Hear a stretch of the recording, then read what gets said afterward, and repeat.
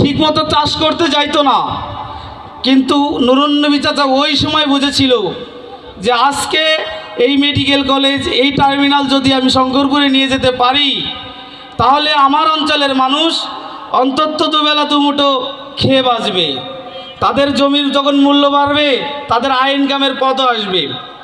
মরহুম নুরুন নবী চাচারকে নিয়ে বলা শুরু করলে হয়তোবা রাতের পর রাত পার হয়ে যাবে, বলা শেষ হবে না। উনি বারবার আমাদেরকে শিখিয়েছেন যে যদি তুমি উপকার করতে পারো তাহলে যাও, কিন্তু ক্ষতি করার যদি ক্ষতির সুযোগ হয় তাহলে সেখান থেকে সরে আসো, কারণ তুমি এখন ক্ষতি করে আসবে, তুমি জিতে গেলা, কিন্তু আল্লাহর কাছে জিতার ক্ষমতা কারণ নাই।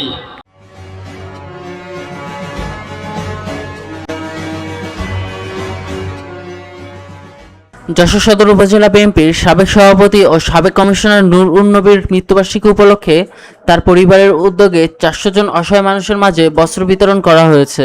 বুধবার বিকেলে শহরের ছোটনূর মোড়ে আয়োজিত অনুষ্ঠানে মরহুম নুরুন নবীর পরিবারের সদস্যরা অসহায় মানুষের হাতে বস্ত্র তুলে দেন। অনুষ্ঠানে উপস্থিত ছিলেন মরহুমের সহধর্মিণী জাহানারা বেগম, বড় ছেলে খুরশিদ ইসলাম বাবু সহ পরিবারের অন্যান্য সদস্যরা। এ সময় প্রধান অতিথি হিসেবে উপস্থিত ছিলেন professor doctor Mustafizur Rahman. Desk report, দৈনিক যশোর।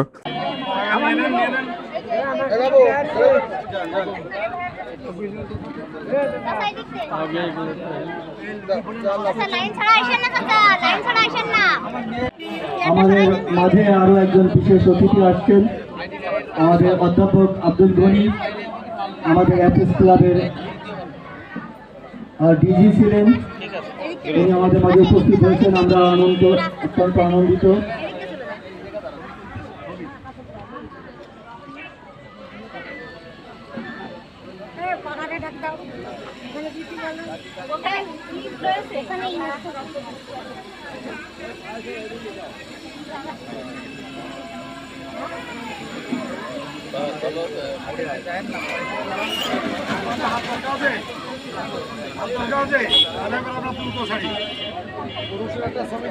আপনারা ইতিমধ্যে অবহিত হয়েছেন যে আগামী শুক্রবার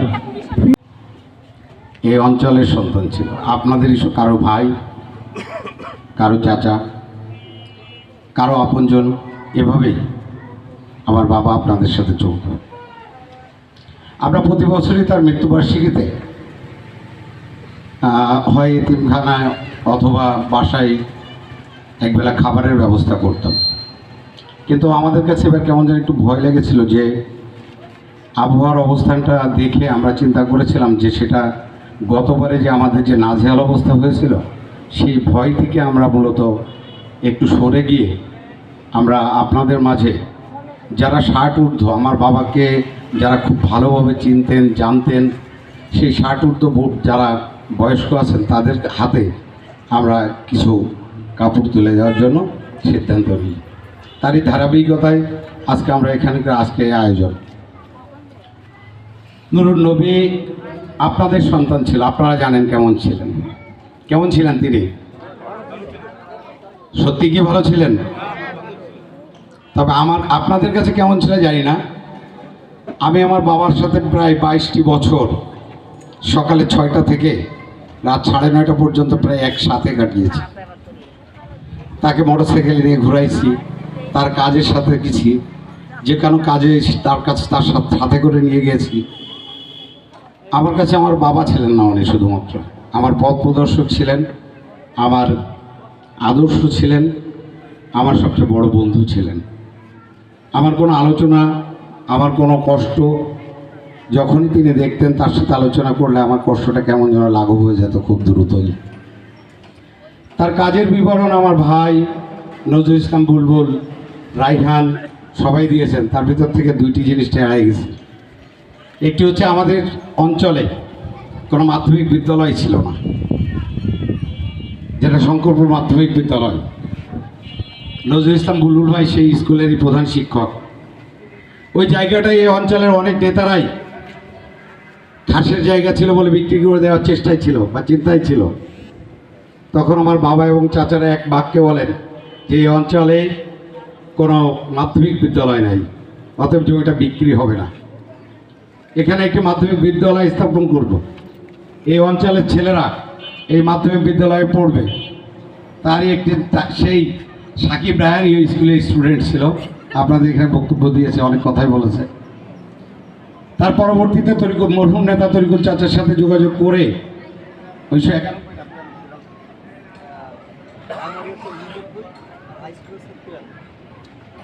তরিকুল চাচার মাধ্যমে এই মাধ্যমিক বিদ্যালয়টি 1993 সালে প্রতিষ্ঠা করে। এই মাধ্যমিক বিদ্যালয়ে অনেক স্টুডেন্ট আজকে ঢাকা বিশ্ববিদ্যালয় আছে, বাংলাদেশের বিভিন্ন বড় বড় শিক্ষা প্রতিষ্ঠানে শিক্ষা নিচ্ছেন, বিভিন্ন সরকারি চাকরিতে তারা অলরেডি কাজ করছেন। এটাই আমার বাবার জন্য আমার মনে হয় অনেক পাওয়া, বা শঙ্করপুর এলাকাবাসীর জন্য অনেক বড় পাওয়া, কি তাই নয় কি? একটি স্কুল প্রতিষ্ঠা করা, একটি মাদ্রাসা প্রতিষ্ঠা করা একটি অঞ্চলের জন্য অনেক বড় উন্নয়নমূলক কাজ, আমি তাই মনে করি। আর আপনাদের বেশি কষ্ট তা প্রশংসিত হচ্ছে এবং সেগুলো আল্লাহর কাছে যেন গ্রহণযোগ্য হয়, আপনারা সেই দোয়া করবেন। আমি অল্পতে শেষ করব, কারণ অনেক মা বোন এখানে রোদে কষ্ট পাচ্ছে, অনেকক্ষণ আগে এসেছে, তো সেটা একটা হাদিস বলবো। তার আগে একটা কথা, এখানে উনি বলেছেন যে এই খাওয়া দাওয়ার চাইতে এই বস্ত্র বিতরণটা আরও সুন্দর, কারণ খেলে খাওয়া দরকার, তো একদিন না খেয়েও থাকা যায়, কিন্তু বস্ত্র না হলে 2 ঘন্টাও কাটানো যায় না। আর খাবার খেলে পেটে কতক্ষণ, 3 ঘন্টা 4 ঘন্টা, আর যার ওই হজম শক্তি কম, না 5 ঘন্টা, এরপরে আর পেটে থাকে না, কোথায় চলে যাবে। কিন্তু এই বস্ত্রগুলো 2-4 ঘন্টায় শেষ হবে না, এগুলো থাকবে এবং এগুলো নিয়ে আপনারা নামাজ কালাম পড়বেন। এটা আল্লাহর কাছে আপনিও উপকৃত হবেন, আর যারা দান করছে তারাও উপকৃত হবে। তো হাদিসটি হলো যে মুসা আলাইহিস সালামকে একদিন আল্লাহ তাআলা জিজ্ঞেস করছেন। আমরা সবাই জানি মুসলমানরা যে মুসা আলাইহিস সালামের সঙ্গে আল্লাহ তাআলার সরাসরি কথাবার্তা হতো, সরাসরি কথা, ডাইরেক্ট ডায়ালগ হতো আর কি। তো একদিন আল্লাহ তাআলা মুসা আলাইহিস সালামকে বললেন, হে মুসা, তুমি আমার কি কাজ করো? সম্পূর্ণ আল্লাহর কাজ আবার কি করে নবী বান্দা সে কি করে করে?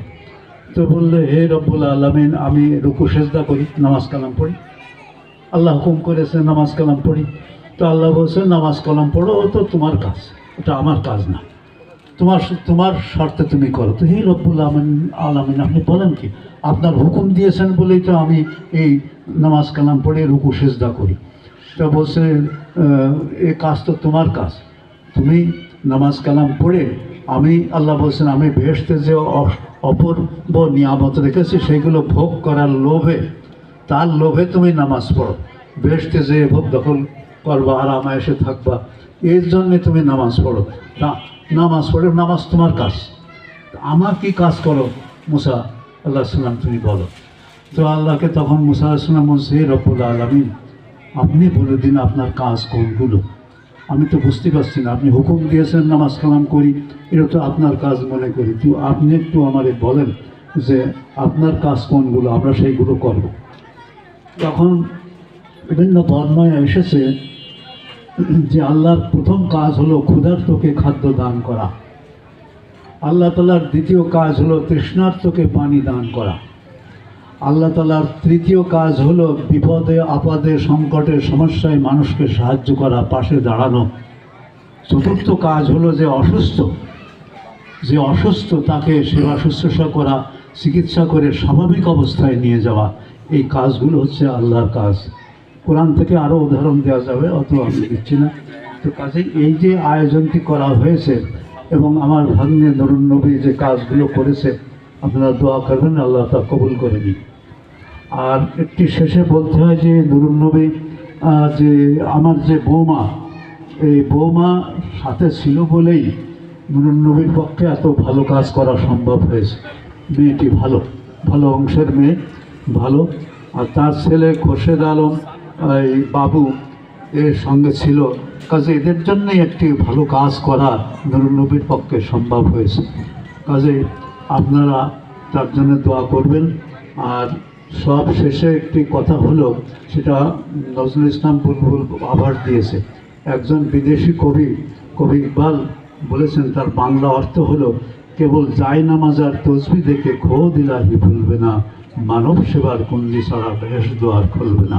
শুধু নামাজ কালাম পড়লেই হবে না, তবে নামাজ পড়তে হবে। মানুষের সেবা না করলে, অনেক আছে খুব নামাজ কালাম পড়ে একবার, কিন্তু সে ভালো কাজের মধ্যে যায় না। তো একবার অন্য একটা হাদিস আছে যে একদিন আল্লাহ তাআলা কিছু ফেরেশতা পাঠালেন যে ওই জায়গাটাকে ধ্বংস করে দাও। তো ফেরেশতা এসে দেখে শুনে ফিরে চলে গেছে আল্লাহর কাছে। তো আল্লাহ বলছে, তুমি ফিরে আসলে কেন? তো আল্লাহ বলছে যে, হে রব্বুল আলামিন, আপনি পাঠাইয়াছেন এবং উল্টে দিতাম, কিন্তু ওখানে একটা দেখলাম খুব মুসল্লি লোক মসজিদে যায় আসে আর কোথাও যায় না, নামাজ কালাম পড়ে, খুব এরকম করে। তখন